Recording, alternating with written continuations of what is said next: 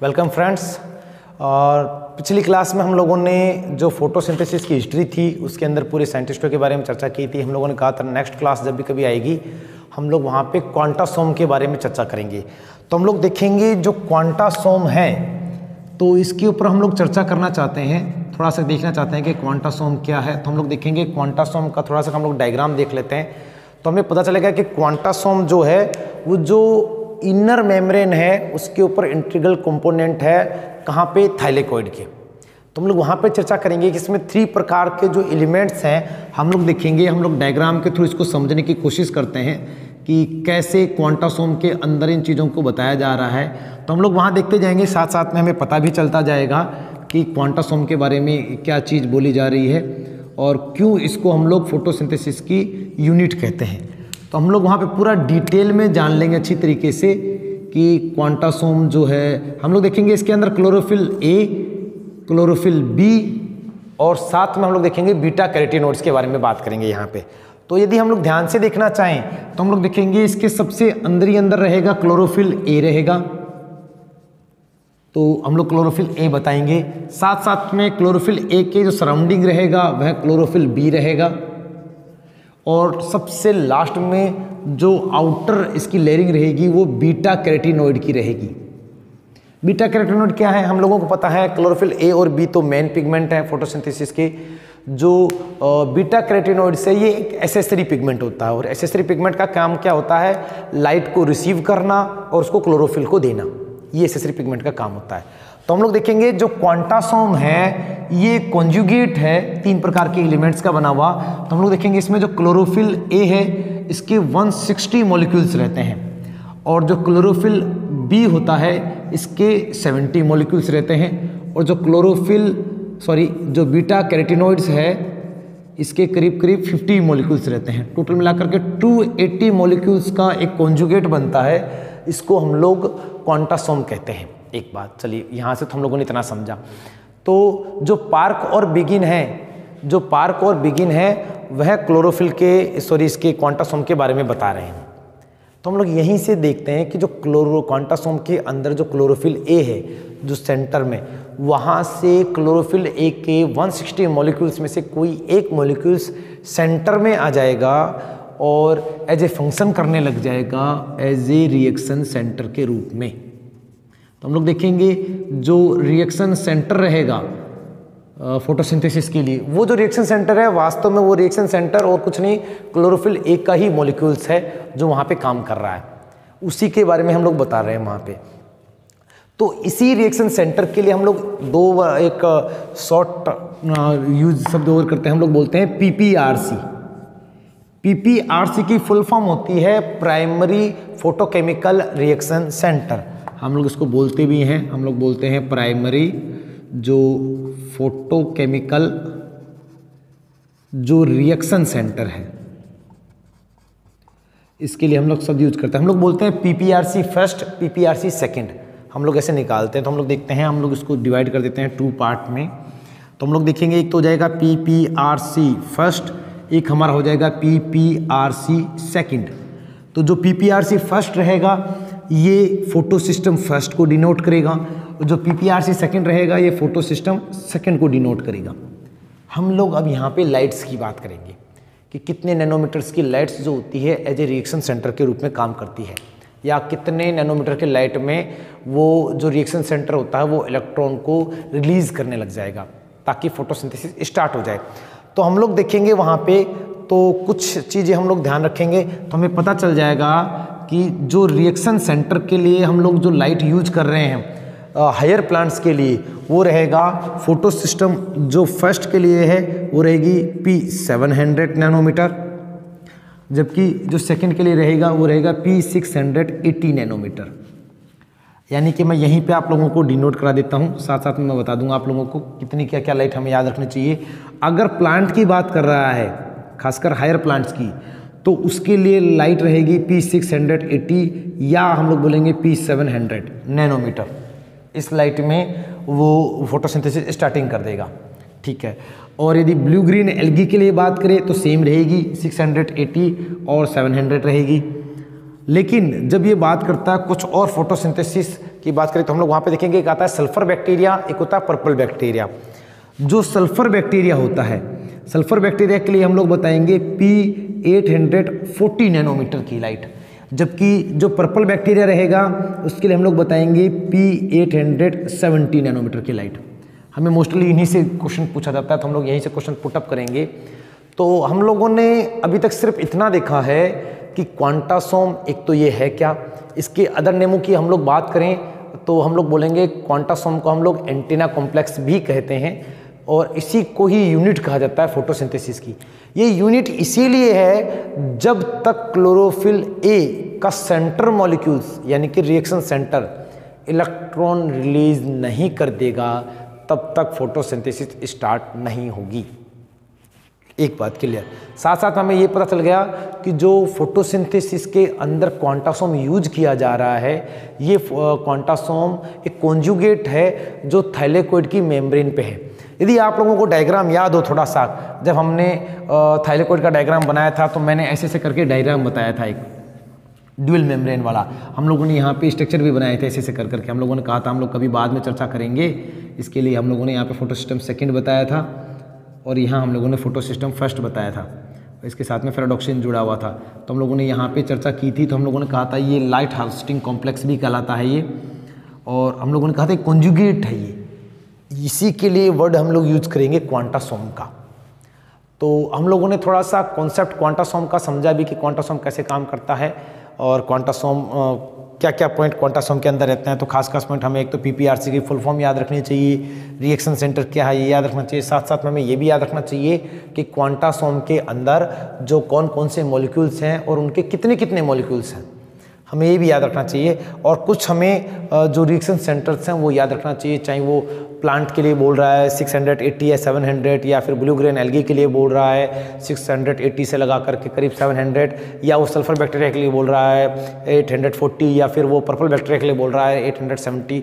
तो हम लोगों को ये याद रहनी चाहिए चीज़ें, कुछ चीज़ें हम लोग को याद रखेंगे। तो मैं थोड़ा सा साइड में होता हूँ, आप लोग इसको स्क्रीनशॉट ले लीजिए ताकि आप लोगों को थोड़ा सा याद हो जाए। इसके बाद हम लोग हमारा जो फोटोलाइसिस ऑफ वाटर रहेगा उसके ऊपर थोड़ी सी चर्चा करेंगे। तो जैसा कि मुझे लग रहा है आप लोगों ने स्क्रीनशॉट ले लिया होगा, तो हम लोग अब आगे चर्चा करते हैं जो हमारा फोटोलाइसिस ऑफ वाटर है। तो हमें पता होना चाहिए पहले तो कि फोटोलाइसिस ऑफ वाटर वास्तव में ये प्रोसेस क्या होता है और कैसे चलता है। तो हम लोग यहाँ पे देखेंगे कि जो फोटोलाइसिस ऑफ वाटर है, फोटोलाइसिस ऑफ वाटर है, ये एक रिएक्शन आएगी इसके अंदर, वो रिएक्शन हमें याद रखनी पड़ेगी। मैं 2-3 जगह उसका यूज करूँगा। फोटोलाइसिस या इसको कहा जाता है फोटो ऑक्सीडेशन ऑफ वाटर। जो हम लोग वाटर रहेगा उसका ऑक्सीडेशन कर देंगे, उसको तोड़ देंगे, ब्रेक डाउन कर देंगे, या हम लोग उसको लाइसिस भी कर देंगे। और लाइसिस का मतलब भी हम लोग अच्छी तरीके से जानते हैं, ब्रेक डाउन होता है। तो कि फोटोलाइसिस ऑफ वाटर जो हम लोगों ने बताया, तो हम लोग देखते हैं कि फोटोलाइसिस ऑफ वाटर जो है पहले तो ये कहाँ हो रही है हमें पता चल जाएगा। तो फोटोलाइसिस ऑफ वाटर जो है वो ल्यूमन में हो रही है। और ल्यूमन क्या होता है? ल्यूमन थाइलेकोइड का लिक्विड पार्ट है जिसकी पीएच 5.8 है। तो हम लोग देखेंगे ल्यूमन में हो रही है। साथ साथ में फोटोलाइसिस ऑफ वाटर एसोसिएटेड रहती है फोटो सिस्टम सेकेंड के साथ में। ठीक है, तो ये एसोसिएटेड है फोटो सिस्टम सेकेंड के साथ में। थर्ड पॉइंट हम लोग इसमें देखते हैं कि इसके बारे में बताया किसने? कॉक ने बताया है।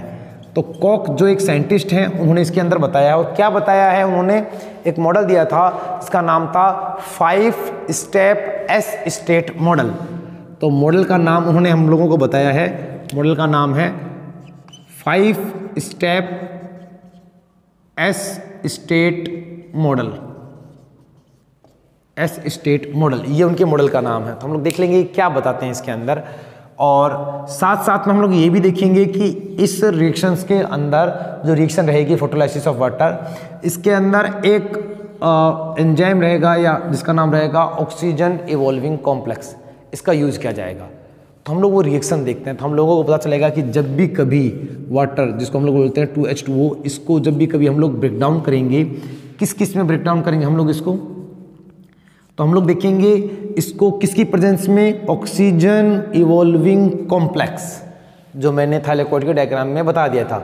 जो ऑक्सीजन इवॉल्विंग कॉम्प्लेक्स चाहिए, साथ साथ में हमें 4 मैग्नीज चाहिए, और हम लोगों को साथ साथ में 1 क्लोराइड चाहिए और 1 कैल्शियम एलिमेंट चाहिए। तो इतने एलिमेंट प्रेजेंट रहेंगे तो हम लोग वाटर को ऑक्सीडाइज कर देंगे, तो हम लोगों को 4 electron plus 4 proton plus 1 molecular oxygen मिल जाएगा।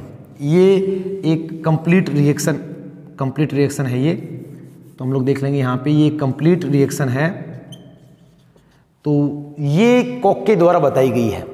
साथ साथ में कॉक ने ये कहा था, यहाँ पे 2 डेफिनेशन और निकलती हैं इसी से ही, रिएक्शन से ही। एक तो होती है क्वांटम रिक्वायरमेंट,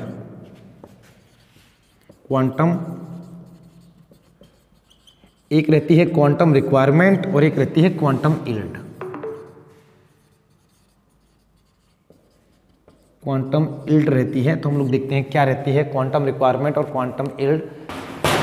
तो हम लोग देखेंगे जो क्वांटम रिक्वायरमेंट है, क्वांटम रिक्वायरमेंट में हम लोग ये बताते हैं कि एक मॉलिक्यूलर ऑक्सीजन को बनाने के लिए जितनी हमें फोटोन चाहिए उसकी जो क्वांटिटी है या उसकी जो मात्रा है वह कहलाती है क्वांटम रिक्वायरमेंट। कॉक ये पहले ही बता देते हैं अपने रिएक्शन को करते टाइम पे कि एक मॉलिक्यूलर ऑक्सीजन को बनाने के लिए हमें 8 फोटोन चाहिए। तो यहाँ पे इसकी वैल्यू कितनी हो जाएगी, 8 फोटोन। तो क्वांटम रिक्वायरमेंट की वैल्यू या डेफिनेशन क्या है, इसकी डेफिनेशन याद रखिएगा, फिर से चेंज हो जाएगी। जब आप लोग C3 साइकिल कर लोगे तो वहाँ देखोगे कि एक CO2 को फिक्स करने के लिए जितने फोटोन चाहिए उसे भी हम लोग क्वांटम रिक्वायरमेंट कहेंगे। लेकिन अभी हम लोग C3 साइकिल हम लोगों ने किया नहीं है, इसलिए हम लोग क्वांटम रिक्वायरमेंट के डेफिनेशन यहाँ पे बताएंगे अकॉर्डिंग टू कॉक कि एक मॉलिक्यूलर ऑक्सीजन का प्रोडक्शन करने के लिए या उसको प्रोड्यूस करने के लिए जितने फोटोन चाहिए, कितने 8 फोटोन, उसे कहते हैं क्वांटम रिक्वायरमेंट। और क्वांटम यील्ड का मतलब होता है कि यदि 8 फोटोन मिलकर के 1 मॉलिक्यूलर ऑक्सीजन बना रहे हैं तो 1 फोटोन मिलकर के कितनी ऑक्सीजन बना रहा होगा, तो वहाँ पे हम लोग 1/8 कर देंगे और हमें पता चल जाएगा कि इसका टोटलिंग हम लोग करेंगे तो 12.5 के आसपास में हम लोग परसेंटेज में बता देंगे। ये इसकी वैल्यू हम लोग यहाँ बता देते हैं। तो ये 2 टॉपिक हम लोगों ने कहा था कि हम लोग लेंगे कभी नेक्स्ट क्लास के अंदर। तो फोटोलाइसिस ऑफ वाटर और हम लोगों ने यहाँ पे जो क्वांटासोम, ये जो टर्मिनोलॉजी थी, दोनों ले लिए हैं। अब थोड़ा सा आइडिया मैं आप लोगों को यहाँ से लाइट रिएक्शन और डार्क रिएक्शन का दे देता हूँ। तो एक शॉर्ट ट्रिक मैं आप लोगों को बता करके क्लास में एंड कर लेता हूँ। आप लोग इसका भी स्क्रीनशॉट ले लीजिए आराम से। जहाँ तक मुझे लग रहा है आप लोगों ने इसका भी स्क्रीनशॉट ले लिया होगा, इतना कोई ज़्यादा है नहीं, वैसे भी लिख दिया होगा आप लोगों ने। तो एक शॉर्ट ट्रिक रहेगी यहाँ पे SDGL, ये एक शॉर्ट ट्रिक है, आप लोग इसको ध्यान से याद रखिएगा। S मीन्स होता है स्ट्रोमा, तो मैं यहाँ पे इसको मिटा करके लिख देता हूँ। S मीन्स होता है स्ट्रोमा, D मीन्स होती है डार्क और G मीन्स होता है ग्रेनम और L मीन्स होती है लाइट। यदि वो क्वेश्चन बार बार पूछता है कि लाइट रिएक्शंस कहाँ अकर्स होती है, डार्क रिएक्शंस कहाँ अकर्स होती है, तो हम लोग वहाँ पे जब डिफरेंस करेंगे तब भी हम लोग वहाँ पे याद रखेंगे। तो एक शॉर्ट ट्रिक जिसका नाम रहेगा SDGL हमें याद रखना, आसान है, कोई ज़्यादा बड़ी बात नहीं है। SDGL हम 2-3 बार बोलेंगे तो हमें याद हो जाएगी। यानी कि डार्क रिएक्शंस हमेशा स्ट्रोमा पार्ट में होगी, हम लोगों को ये पता रहना चाहिए। तो डार्क रिएक्शंस स्ट्रोमा पार्ट में होगी और जो लाइट रिएक्शंस हैं वो ग्रेनम पार्ट में होगी। लेकिन कंडीशन क्या, हमने तो ग्रेनम का कहीं स्ट्रक्चर ही नहीं देखा, हमने तो सिर्फ थाइलेकोइड का स्ट्रक्चर देखा है। तो हम लोगों ने चीज़ बताई थी कि जिस समय हम लोगों ने थाइलेकोइड की ओरिजिन बताई थी, तो हम लोगों ने कहा था कि जब थाइलेकोइड कॉइन शेप में ऊपर एक दूसरे के ऊपर अरेंज होने लग जाते हैं तब वहाँ से स्ट्रक्चर बन जाता है ग्रेनम का। तो हम लोग ये जानते हैं, या तो आप लोग ग्रेनम बोल दीजिए या उसको थाइलेकोइड बोल दीजिए, हम लोग वहाँ से चल जाता है, क्योंकि मोस्टली जो लाइट रिएक्शंस रहेगी थाइलेकोइड की मेम्ब्रेन पे ही रहती है। तो जिस समय हम लोग देखेंगे तो आप लोग देखेंगे कि मैं थाइलेकोइड की मेम्ब्रेन को पूरा बड़ा करके वहाँ पे बताऊँगा, तो हम लोग उसको और अच्छी तरीके से देखेंगे। तो हमें पता चल जाएगा कि लाइट रिएक्शन थाइलेकोइड में, डार्क रिएक्शन स्ट्रोमा पार्ट में हो रही है। अगर थाइलेकोइड ना हो ऑप्शंस में तब हम लोग ग्रेनम को सेलेक्ट कर लेंगे, तो हमें पता चल जाएगा। तो हम लोग ये अच्छी तरीके से जान गए। ये एक शॉर्ट ट्रिक जो हमें ये बताएगी कि डार्क रिएक्शंस कहाँ हो रही है, लाइट रिएक्शंस कहाँ हो रही है। तो हम लोग एक डिफरेंस कर लेते हैं लाइट रिएक्शंस और डार्क रिएक्शंस के अंदर। और हम लोग कोशिश करते हैं कि हमारी इस क्लास को हम लोग यहीं पे एंड कर दें और नेक्स्ट वीडियो में हम लोग कभी फिर इसको आगे और इसको डिटेल में देखेंगे। तो हम लोग यदि लाइट रिएक्शंस और डार्क रिएक्शंस में डिफरेंस देखना चाहें तो हम लोग मेजर पॉइंट पे हम लोग इसके डिफरेंस को हम लोग देख लेंगे, तो हमें पता चल जाएगा कि हम लोग देखते हैं जो, जैसा कि मैंने पहले साइंटिस्टों के बारे में चर्चा कर दी थी, हम लोगों ने लाइट रिएक्शन और दूसरा हम लोग देखते हैं डार्क रिएक्शन। तो लाइट रिएक्शन और जो डार्क रिएक्शन है, ये जो लाइट रिएक्शंस है हम लोगों ने पहला पॉइंट हम लोगों ने यही बता दिया कि इसकी लोकेशन कहाँ होती है, तो हम लोगों ने अभी बताया SDGL के द्वारा। जो डार्क रिएक्शंस होती है वो स्ट्रोमा में, लाइट रिएक्शंस होती है ग्रेनम में, ठीक है। जो सेकंड पॉइंट रहेगा हम लोगों ने यहाँ क्या बता दिया, या तो आप लोग ग्रेनम बताइए या थाइलेकोइड बताइए और यहाँ पे आप लोग स्ट्रोमा बताइए। और सेकंड पॉइंट जो हमारा रहेगा लाइट रिएक्शन, तो हम लोग अच्छी तरीके से जानते हैं कि लाइट रिएक्शंस की डिस्कवरी किसने की है या फाउंडर कौन है, हिल, कौन, रॉबर्ट हिल। और जो डार्क रिएक्शंस के कौन है, ब्लैकमैन। तो हम लोग अच्छी तरीके से जानते हैं ये, तो ये भी हम लोग तीसरा पॉइंट जानते हैं। तीसरा पॉइंट हम लोग देखते हैं लाइट रिएक्शंस के अंदर डायरेक्ट यूज ऑफ लाइट होगा, क्योंकि नाम से पता चल जाता है। तो यहाँ पे जो लाइट रहेगी इसका डायरेक्ट यूज होगा। यहाँ जो हम लोग डायरेक्ट रिएक्शन बताते हैं इसमें कोई डायरेक्ट यूज नहीं होगा लाइट का। तो हम लोग देखते हैं जो लाइट रिएक्शंस होती है इसमें ATP और NADPH2 का फॉर्मेशन होता है। तो यहाँ हम लोग बताते हैं कि formation of ATP and NADPH2, कहीं कहीं हम लोग इसको NADPH+H+, हम लोग इसको लिखते हैं NADPH++H+ के रूप में भी इसको डिनोट करते हैं, तो कोई हम लोग ज़्यादा इतना कोई प्रॉब्लम नहीं है। तो इसका फॉर्मेशन होता है, लेकिन डार्क रिएक्शंस में किसी ATP और NADPH2 का फॉर्मेशन नहीं होता है, बल्कि जो ATP और NADPH2 बनती है लाइट रिएक्शंस के दौरान हम लोग उसी का ही यूज करते हैं वहाँ पे, ठीक है। तो इसी ATP और NADPH2 का हम लोग यहाँ पे यूज कर लेंगे। तो साथ साथ में हम लोगों को पता है ऑक्सीजन इवॉल्व होती है लाइट रिएक्शंस के दौरान, डार्क रिएक्शंस के दौरान कोई ऑक्सीजन इवॉल्व नहीं होती। मेन जो फंक्शन है डार्क रिएक्शंस का वो होता है CO2 को फिक्स करना। तो इसका मेन फंक्शन होता है CO2 फिक्सेशन, ये इसका मेन फंक्शन रहता है डार्क रिएक्शंस का। तो यदि टाइप्स की बात करें तो आप लोग ध्यान से देखेंगे तो पता चल जाएगा जो लाइट रिएक्शंस होती है इसको हम लोग आगे जा करके फर्दर 2 पार्ट में डिवाइड करते हैं, साइक्लिक और नॉन साइक्लिक में। जबकि जो डार्क रिएक्शंस रहेगी इसके अंदर हम लोग C3 cycle, C2 cycle, C4 cycle और कैम साइकिल ये हम लोग बताते हैं। 4 साइकिल हम लोग यहाँ बताते हैं, तब जाके फोटोसिंथेसिस कंप्लीट हो जाती है। तो नेक्स्ट जो भी वीडियो हमारा रहेगा उसमें हम लोग, आप लोग इसका स्क्रीनशॉट ले लीजिए, हम लोग उसके अंदर हम लोग जो है लाइट रिएक्शंस के जो 2 पार्ट हैं, साइक्लिक और नॉन साइक्लिक, उसके बारे में चर्चा करेंगे, उनमें डिफरेंस देखेंगे। और वहाँ पे नॉन साइक्लिक का पहले हम लोग उसका डायग्राम देखेंगे, लीनियर डायग्राम, उसके बाद हम लोग साइक्लिक का लीनियर डायग्राम देखेंगे और उसके बाद हम लोग फर्दर वीडियोस में जो आगे हमारी वीडियो आएंगे उसके हम लोग चलते जाएंगे। चलिए, थैंक यू।